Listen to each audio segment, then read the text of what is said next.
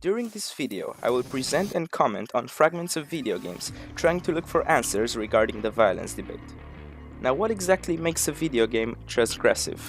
It is a commonly known fact that the main attraction when it comes to video games is violence. That is what makes people see them as fun and full of heart-racing moments. The adrenaline, fear, and tension in each game and each story make you unable to stop playing, ending up spending hours and hours in front of your screen until all your enemies are dead.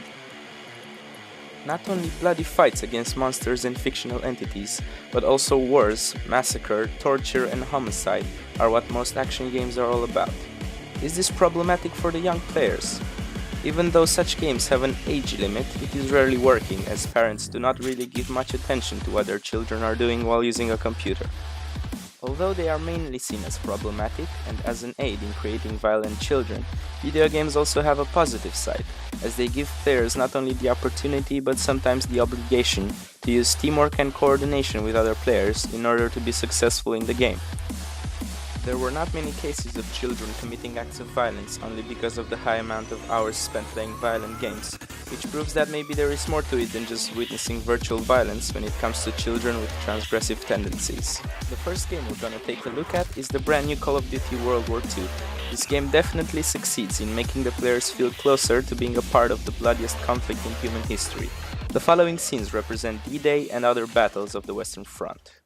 Here we go! Drop the ramp! There's no cover! That was an order, goddammit! Drop it!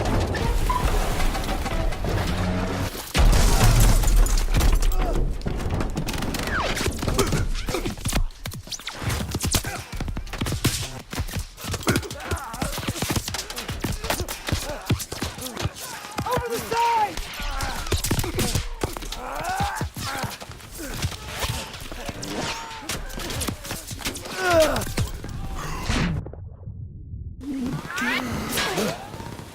Get your head down and keep moving! Keep moving! Artillery 7-0! Run!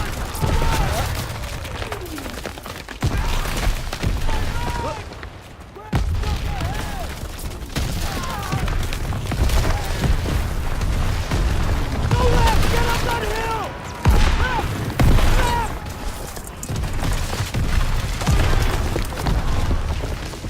Get up that hill!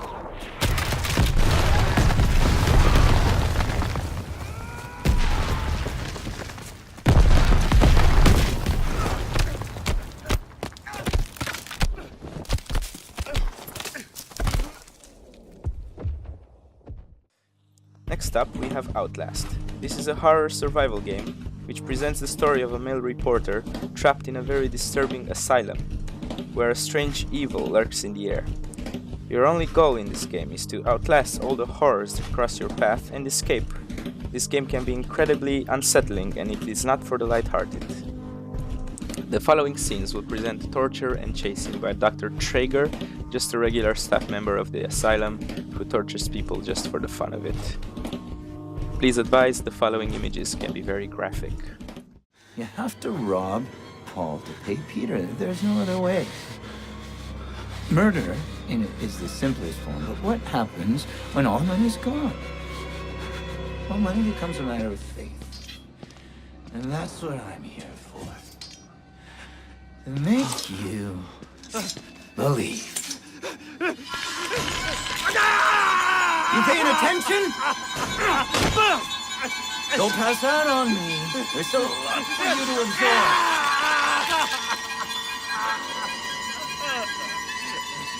There. Better now, right? You understand why we cheat here? We made the consumer into the means of production. This thing is gonna sell itself.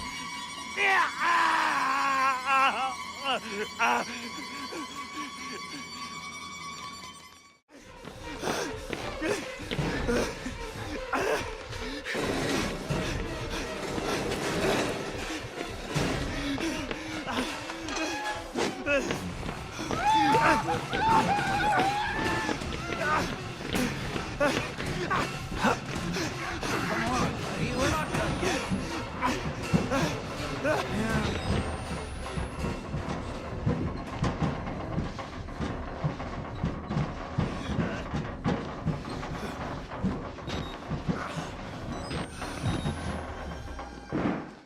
As you could see, the recent couple of years have brought a brand new generation of action and horror games, one which is getting concerningly close to reality, showing what human nature is capable of. Some researchers consider that witnessing such harsh realities such as serial killers, torture and death in video games doesn't make people act in a transgressive way, but on the contrary makes them live their lives more carefully and actually have more courage in case they face these situations in real life. We will now take a look at the most infamous moment of the Call of Duty franchise, the airport massacre, which brought a lot of controversy to the world of video games. You may find the following images very disturbing. Remember, no rush.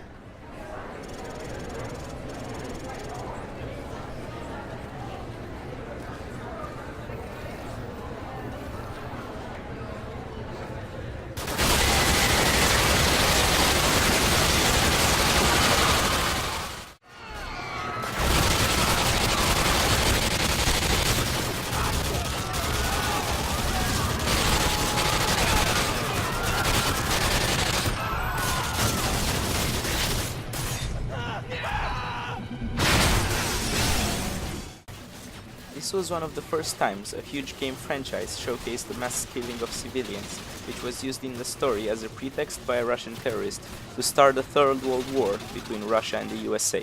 The good news is that the game doesn't actually force you to play this mission, it can be skipped.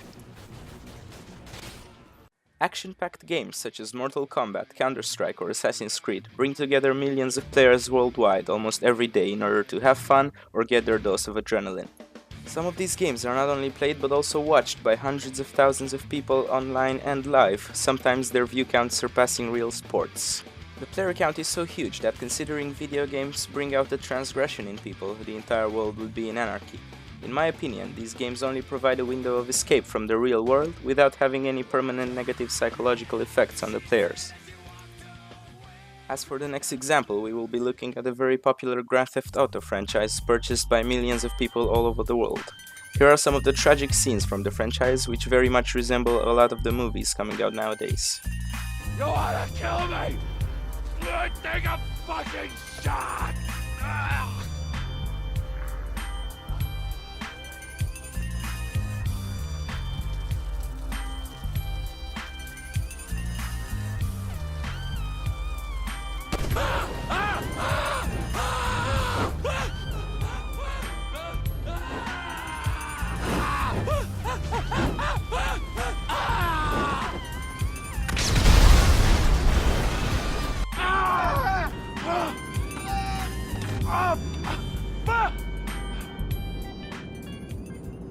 Some consider this franchise to be more violent than others because it is a virtual reality, without any fictional elements. This makes the gaming experience much more realistic, overall showing just an interpretation of the life in some of America's cities. Everything that is directed in this game could have very easily happened or be happening in the real world. Reckless driving, shootouts and murder are only some of the things that this game is packed with. Some reviewers say that the mission served as political commentary on the use of torture by the United States government, and that its use of torture was in poor taste. Other people say that it crossed the line by forcing players into the role of a torturer. Even British Labour Party MP Keith Vaz said that he was quote-unquote astonished by the mission's violence. This shows us that even the political world can play a part in the way video games are seen by society.